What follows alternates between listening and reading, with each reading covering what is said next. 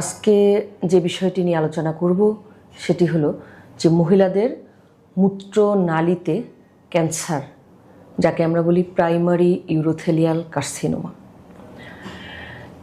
অনেক সময় মা বোনেরা আসেন আমাদের কাছে যে আমার প্রস্রাবের রাস্তার মুখে একটি মাংসপিণ্ড বা একটি গোটা, আমি এটি নিয়ে কি করব, বা দীর্ঘদিন ধরে হয়তো আছে, আমি কোনো চিকিৎসকের কাছে যেতে পারছি না লজ্জার কারণে। বহুদিন পরে মনে হলো যে না, এটা দেখানো দরকার, তাই আজকে এসেছি। এখন শুরুতে যেটি বলবো যে এটি কিন্তু খুব কমন নয়।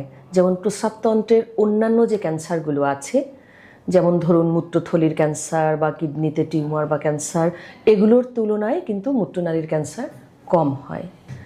তারপরেও যে বিষয়টিতে আসব, প্রথম এসে আমার মা বোনের কোশ্চিন থাকে যে কেন এরকম হলো ম্যাডাম, আমার মূত্রনালীতে টিউমার কেন হলো, বা কেন এরকম ক্যান্সার হবে, কারণটা কি আমি জানতে চাচ্ছি।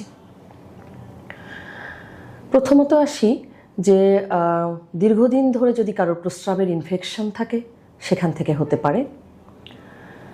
এছাড়া প্রস্রাবের রাস্তা যাদের সরু হয়ে যায়, যাকে আমরা বলি ইউরেথ্রাল স্টেনোসিস বা স্ট্রিকচার, সেখান থেকে ভবিষ্যতে টিউমার বা ক্যান্সার হতে পারে। দীর্ঘদিন ধরে যদি মূত্রনালীতে ইরিটেশন হয়, ক্রনিক ইরিটেশন যাকে আমরা বলি, তখনও কিন্তু হতে পারে। এছাড়া ইউরেথ্রাল ক্যারুনকল আমরা বলি, ক্যারুনকল থেকে লং টার্মে হতে পারে। ইউরেথ্রাল ডাইভার্টিকুলাম থেকে হতে পারে। এছাড়া অনেক সময় হিউম্যান প্যাপিলোমা ভাইরাস নামক একরকম ভাইরাস আছে, যার ইনফেকশনের প্রভাবেও কিন্তু হয়ে থাকে। অনেক সময় কিছু মেটাপ্লাস্টিক চেঞ্জ হয় মূত্রনালীতে, লিউকোপ্লাকিয়া হয়, সেখান থেকেও মূত্রনালীর ক্যান্সার হতে পারে। কি কি উপসর্গ নিয়ে আমার মা বোনেরা আসেন, বা ওনারা যখন আসেন তখন কি কি থাকে? বেশিরভাগ ক্ষেত্রে কিন্তু বয়স্ক মহিলাদের ক্ষেত্রে এটি দেখা দেয়, ইয়াং এজে কম হয়। 60 বা 60 ঊর্ধ্ব মহিলাদের বেশি হয়, তবে কম বয়সে যে একদমই হয় না, ব্যাপারটি এরকম নয়। উপসর্গ থাকে যেটি, সেটি হচ্ছে ওনারা আসেন প্রস্রাবের রাস্তার মুখে একটি গোটা বা দলা বা মাংসপিণ্ডের মতো। অনেকে এটাকে বুঝতে পারেন না যে প্রস্রাবের রাস্তা, তখন ওনারা বলেন যে আমার মাসিকের রাস্তার মুখে একটি গোটা বা মাংসপিণ্ডের মতো, আমি এটি দেখতে পেয়েছি। অথবা বলেন যে আমি যখন হাত দিয়ে ওয়াশ করি আমার কাছে শক্ত কী জন্য লাগে। কিছু কিছু ক্ষেত্রে দেখা যায় যে এখানে যখন টাচ করা হয় সেখান থেকে ব্লিডিং হয়। রোগীরাও কিন্তু অনেক সময় কনফিউজ থাকেন। কেউ বলেন যে আমার প্রস্রাবের সঙ্গে রক্ত যায়, আবার কেউ কেউ বলেন যে না, প্রস্রাবের সঙ্গে না, আমার কাছে মনে হচ্ছে আমার মাসিকের রাস্তা দিয়ে রক্ত যায়। এছাড়া প্রস্রাবজনিত উপসর্গ তো হতেই পারে, যেহেতু মূত্রনালীর টিউমার বা ক্যান্সার, এটি তো ওখানে কিছু বাধা তৈরি করবে বা ইরিটেশন তৈরি করবে, যে কারণে আমরা বলি যে প্রস্রাব করতে অসুবিধা, ঘন ঘন প্রস্রাব করতে যাওয়া, এছাড়া মেলামেশায় অসুবিধা সহ অন্যান্য উপসর্গগুলো তো থাকতেই পারে।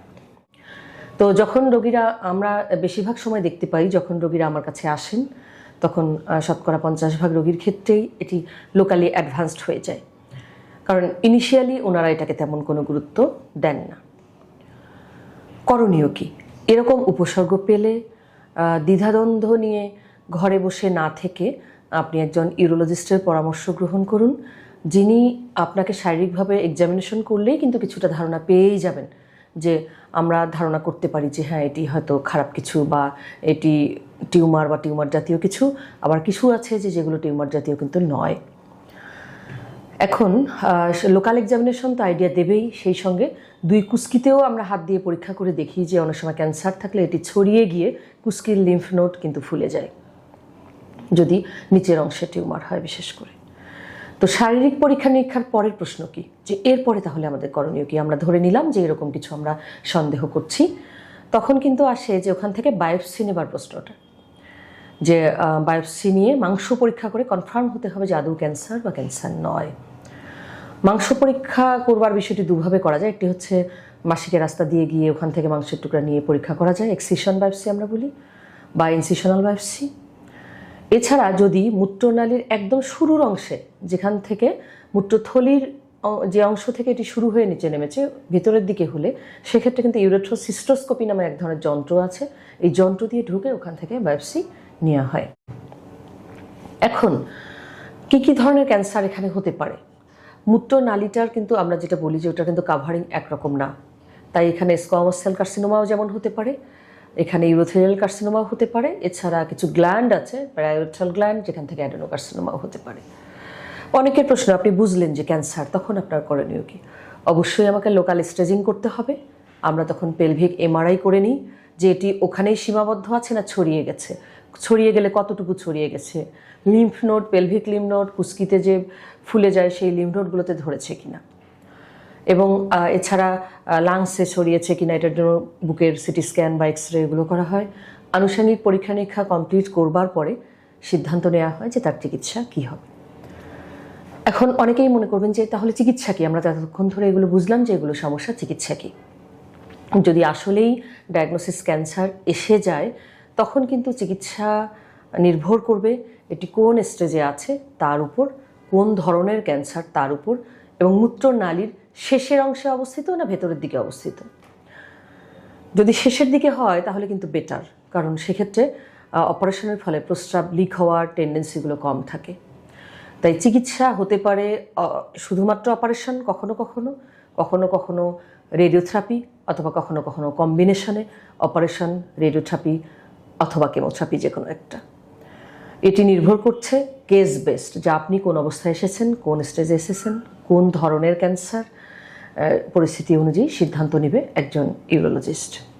তাই আশা করছি যে এরকম যদি কোনো গোটা বা মাংসপিণ্ড পান, আপনারা এটি নিয়ে অপেক্ষা না করে অ্যাটলিস্ট নিশ্চিন্ত হন যে আদৌ এটি খারাপ বা খারাপ নয়, হলে যেন আর্লি চিকিৎসা নেওয়া যায়, এর যে ক্ষতিকর বা ভয়াবহ রূপ আছে সেটিকে যেন আপনাদের ফেস করতে না হয়।